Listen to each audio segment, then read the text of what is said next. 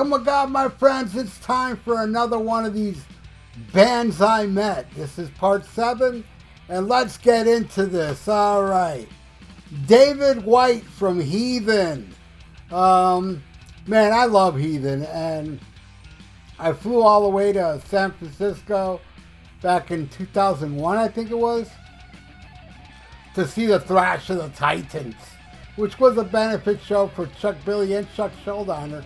And a lot of bands got back together, including Heathen, and it was a Violence reunion, a Death Angel reunion, Exodus with Paul Bailoff. Anyway, Heathen was opening the show, and we had a bad time getting there because the Metro bus that was taking us, the back door won't close. So every time the bus would stop, the bus driver would have to go back there and close the door and able to keep going. So it took us forever to get there. When we got there and we walked in, Heathen was saying goodnight. So I never saw Heathen, and this was my chance. Well, fast forward to, what was this, maybe last year, they played here in Miami, where David White is like the only member left, but it was still a kick-ass show. It was super nice, and yeah, I finally got to see Heathen. All right, this next one is Henning Bass, who is, I talked about this on a previous episode, how I met Firewind at this recording studio I was recording at. They were there rehearsing for a cruise, and he was the singer from Italium, which was a cool power metal type band back in the day. And yeah, here's a picture with me and him. And he was nice, cool dude. All right, next, this one's awesome. Matt Pike from High on Fire. I opened for them when it was the pre-Motorhead cruise. And man, he loved the band. He came up to us after our set, telling us how much he liked us, and I gave him a shirt. Super nice guy. And then when I went on the boat, because I went on the motor cruise, he spotted me. He's like, "Hey man, Thrash or Die." And we hung out. We had a great time, and he knew how to party. And as I understand, Matt now is sober, and good for him, man. Proud of him. But he was a funny drunk, man. He was a cool dude. We hung out a lot on the boat. And yeah, man, what a great guy. And I love the band High on Fire. And I believe, correct me if I'm wrong in the comments below, isn't he a Grammy winner? I believe he won a Grammy. High on Fire won a Grammy, which is awesome. All right, next, John McEntee from Incantation. This was when we played the NYDM festival up in, oh my God, where was it? Was it Maine? I know, it was way the fuck up there in the States. We were on tour, and that was one of the shows, and they were on the bill. And great dude, man, John McEntee. Here he is eating. Super nice guy. All right, the next one, Jack Black from Tenacious D. Yes, I actually met Jack Black. Tenacious D played the Fillmore down here, and what do you call the Fillmore? If you go to the back, chances are you might meet bands. So I went to the back, and sure enough, here comes Jack Black, and even the way he walked up to us was funny. He was doing one of those weird struts up to us, and yeah, he hung out not long, and I was the first one to ask him, "Hey Jack, can I get a picture?" He goes, yeah, but not too many pictures, I gotta go. So I took this quick picture, and yeah, I met Jack Black, and I love the D.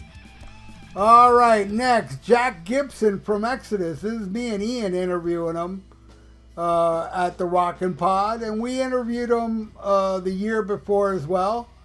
And another really nice guy that we were trying to make him hate Sammy Hagar as much as we did. Funny guy, but yeah, man. Jack Gibson from Exodus. All right, next, Harry the Tyrant Conklin from Jag Panzer, and this is when he came down here with the Three Tremors with Ripper and Sean Peck, and again, super nice guy. I had him sign my Three Tremors vinyl, And yeah, I got to see Jag Panzer way back in the day, early 2000s at what was it called, Sun and Steel Fest in Tampa. So this was the second time I saw him perform. Awesome dude. All right, next, Jakey Lee. That's right. This is a night I actually went to 2 concerts in one night, which is funny because there was another time I went to 2 concerts in one night that involved Jakey Lee as well, which was Black Sabbath. What was it? Cross Purposes tour with Motorhead and Morbid Angel. And then we ran after the show to this club and we saw Jakey Lee solo. And then fast forward this time in Miami, I saw Queensryche at the Miami Casino. And then after that show, we headed on to this club called Grand Central in Miami. We met Jakey Lee, and man, was he funny. I had him do an ID for my podcast, and he was just the coolest guy ever, man. Jakey Lee rules. All right, next, James Paul Luna. Oh, by the way, the Jakey Lee concert was kind of a nightmare. The singer, it was the first song with like the third singer they had in the Red Dragon Cartel, and they opened up with Ultimate Sin, but he sang the lyrics to Now You See It, Now You Don't during that song. And it made Blabbermouth. It was a big, big train wreck. But he cranked, man. Jake kicked ass, and I have no complaints. And he was in fine form that night. Cool dude. All right, next. James Paul Luna from Holy Grail. Check out Holy Grail if you don't know who they are. Some good fucking power metalish type stuff. Again, awesome dude. I believe that show we opened. No, I'm sorry. We didn't open that show. Got another show confused. But I've seen Holy Grail a couple times, and that was one of the times. All right, next. Jason Beeler from Saigon Kick. And he also...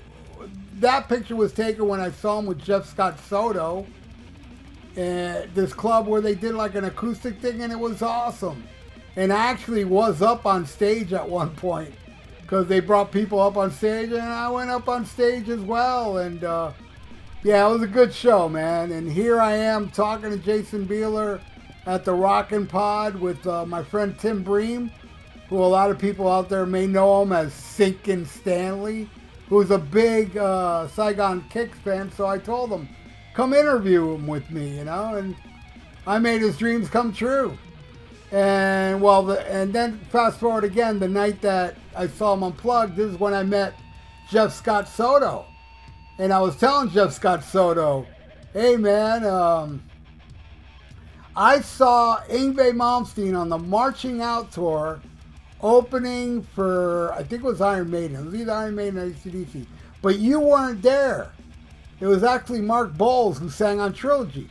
But then when they came back, and I believe it was Iron Maiden, they came back on the Trilogy tour, and Jeff Scott Soto was singing for him, and I told him about that, and he goes, I remember that Sportatorium show, you know? I do remember that. Super nice guy. All right, next. Oh, Jerry Only from the Misfits, and this was when we opened for the Misfits, and he dug the band. I gave him a shirt, and here he is with the full band. It's a very rare picture. The original lineup of Thrash or Die, there's not a lot of pictures of all of us together, oddly enough. And here's one with Jerry Only.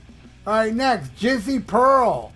This was when he was singing for Quiet Riot, still singing for Quiet Riot. But this was back when Frankie was still alive. Nice guy, quick picture, quick meeting. I didn't hang out with him too long.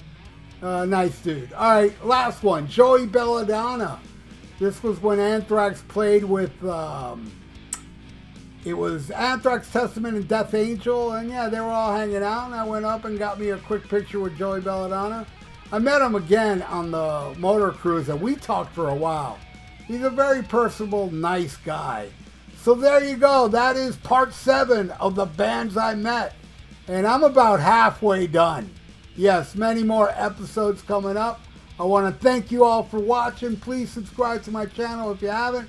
Ring that little notification bell. And please like the video because it's good for the YouTube algorithms. So stay frosty, listen to Black Sabbath, and schmack 'em a gob.